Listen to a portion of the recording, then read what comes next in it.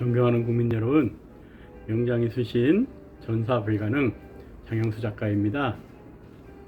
지금 시간에는 명나라의 이순신이라고 불리우는 원숭안 장군의 영원성 전투를 중심으로 설명을 드리면서, 영원성 전투에서 당시 1억 5천만 명이 넘는 중국인들 중에 유일하게 단 한 명, 원숭안 장군이 홍위포를 들여오고 그 영원성을 만들어서 그 홍위포를 배치하면 16만 17만에 달하는 당대 최강의 기마군단 후금의, 말하자면 청나라의 전신이죠, 후금의 무적의 기마부대를 격파할 수 있다는 생각을 해냅니다.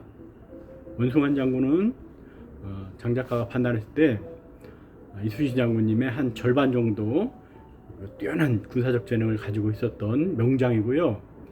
그 명장 원숭안이 아주 강력한 그 시대 최강의 후금과 싸우면서 동시에 어리석은 군주와 그다음에 내부의 간신들과 동시에 싸워야 했기 때문에 그가 숭정제에 의해 처형되면서 명나라가 결국 멸망했다라고 보는 중국의 역사학자들, 기록자들이 많이 있습니다. 장작가도 동의합니다. 원숭안이 단지 11문의 홍위포를 세밀하게 배치를 했고요. 영원성에 16만 17만에 달하는 그 후금의 무적의 기마군단이 쳐들어왔을 때 지향 포격을 하는 겁니다. 지향 포격. 이순신 장군님처럼 500m, 600m 거리에 정밀 포격을 하는 게 아니라 대충 포탄을 넣고 이 방향으로 쏴! 그러면 그 방향에서 오는 어마어마한 기마군단이 있기 때문에 쏘기만 하면 누가 맞아 죽든 맞아 죽게 돼 있습니다. 그러나 여기서 제가 명나라의 이순신 원숭안을 설명하면서 이순신 장군님이 얼마나 위대하신 분이냐면 500m, 600m의 거리를 두고 특정 부위, 그러니까 바닷물과 일본 군함들의 헐수선이죠. 배 측면이 만나는 곳에 아주 작은 표적입니다. 그 표적을 500m 거리를 두고 명중시킨다는 것은 오늘날처럼 무슨 조준경이라든가 어떤 레이저 조준이라든가 이런 어떤 과학적인 장비 없이 원시적인, 단지 이순신 장군님이 두뇌 속에 들어있는 대포의 각도, 그 다음에 장약의 양으로 사거리를 측정하고 방향을, 대포의 각도를 조절해서 31척의 대형 군함들을 침몰시키고 18,466명을 전사시킨 명량대첩의 승리는, 사실상 여러분들이 그 숫자라든가 내용을 알고 나면 이순신 장군님이 전사가 불가능했구나 판단할 수 있으리라고 장작가는 봅니다. 당시에 원숭안 장군이 물론 손승종이라는 훗날 병부상서까지 되는 아주 뛰어난 말하자면 문관인데 무관의 역할을 했던 손승종이 뒤를 돌봐줘서 가능했지만, 그 산해관에서 100km 떨어진 영원성에 성을 축조하고 성을 건설해서 그 후금의 기마군단을 격파할 준비를 미리 합니다. 그랬을 때 우리가 누구도 미래를 예측 못하지만 그 원숭안이라는 명장이 미래를 예측을 했고요.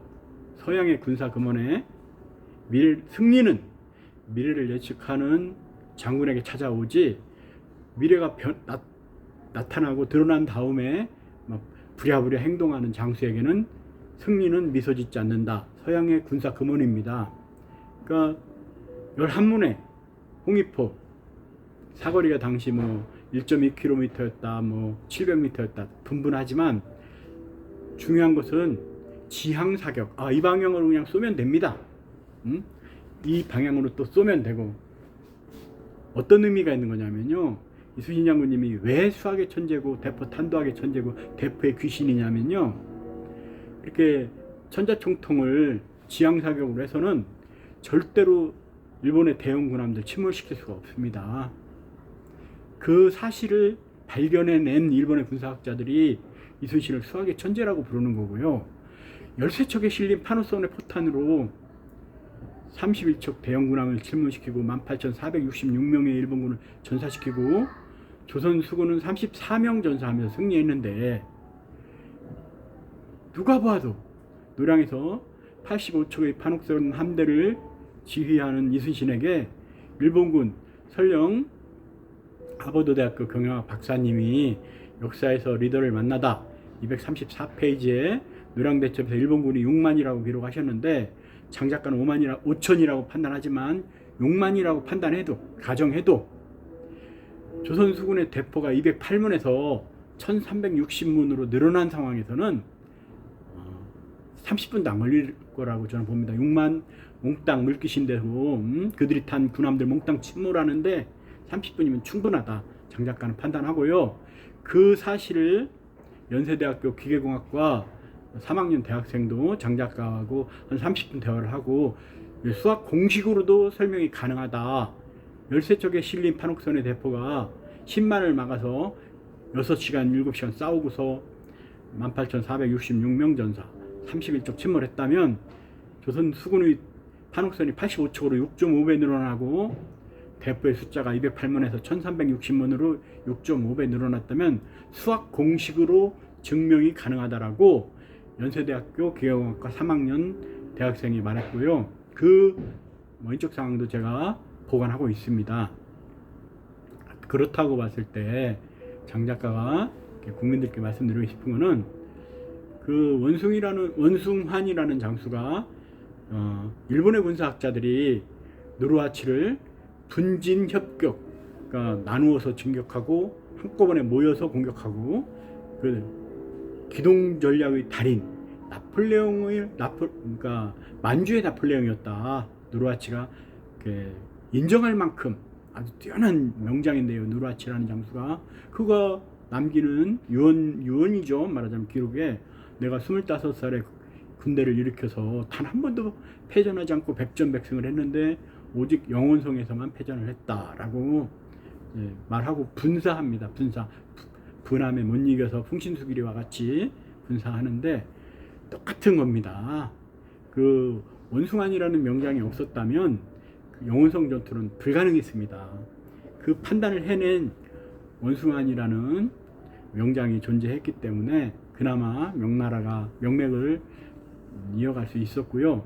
이순신 장군님이 그 모든 내용에 이 난중 일기라든가 어떤데 모두 기록할 수가 없습니다. 대포가 그만큼 중요하다. 대포가 조선을 생명을 지킬 유일한 무기다라는 내용을 어느 기록에도 남길 수가 없는 겁니다. 왜? 세종대왕님이 대포의 기밀을 엄수해라. 이 기록이, 그러니까 기밀이 일본이나 중국이나 빠져나가고 그들도 다 800m 넘어가고 1km 넘어가는 대포를 만들어서 조선을 침공해 온다면 조선은 그들을 막아낼 방법이 없다라고 선견지명의 예리한 천재 세종대왕께서 기록을 세종평전 책 812페이지에 총통평전이라는 책에 남겨주셨고, 이순신 장군님이 그 사실을 아는 상황에서 병사들에게도 대포의 기밀을 비밀로 하는 상황 속에서 그것을 온갖 때 난중일기를 포함하는 모든 기록에 남길 수가 없는 것입니다. 그러니까 장 작가가 이렇게 말씀드리고 싶은 거는, 숭정제가 반관계, 그러니까 홍타이지가 내가 원숭아니하고 같이 북경을 인수인계 받기로 서로 약속이 돼 있다라는 거짓 정보를 포로로 잡은 환관들에게 일부러 그들이 듣도록 만들어 놓고 환관들을 풀어줍니다. 일부러 그 환관들이 쫓아가서 숭정제에게 원숭아니가 홍타이지하고 미리하게 돼 있습니다. 그러는 바람에 잔혹하게 처형을 하면서 숭정제가 원숭아를 명나라가 아주 멸망의 시발점이 되었다. 모든 군사학자들이 동일하게 생각을 합니다. 원숭아는 살아있었고 당나라가 곽자의 장군에게 의지해서 모든 권한을 당나라 곽자의 장군에게 주고 황제들이 아버지라고 부를 만큼 의지했다면 명나라 150년 이상 더 생존했다. 장 작가는 판단합니다. 원숭아는 단순한 일개 장군, 그러니까 영원성을 지켜낸 일개 장수에서 명나라의 모든 병권을 움켜쥔 대장군이 돼서 어떤 일을 처리한다면 그 힘은 결코 후금이 그러니까 미치지 못했다라고 장작가는 판단하고요. 승정제의 그 어리석은 판단, 반관계에 속아서 제 스스로 제 오른팔을 자른 그 어리석음이 선조 이연과 닮아 있었는데요. 선조 이연이라는 녀석은 그래도 운 좋게 이순신을 죽이지 않고 백의종군으로 풀어주는 바람에 걔놈이 소나무에 목을 메고 죽어야 되는 승정제처럼 그런 비극은 겨우겨우 막아낼 수 있었다. 그러나 이순신이 그 원균이 남긴 찌꺼기 열세척으로 명량대천 승리를 하니까 뭐라고 합니까? 선조 이연이가 그 변방의 장수가 사소한 승리한 거다. 벼슬을 올리지 말고 포상하라. 이순신이 살아있었다면 승정제가 원숭아를 처형하는 것보다 100배, 1000배 더 잔혹하게 처형했을 것이다. 장작가는 확신합니다. 우리 모든 국민들이 이순신 장군님의 잘못된 역사를 정리해내야 우리가 수소폭탄 핵위협으로부터 자유로워진다. 부처님의 뜻이라고 장작가는 판단하고요.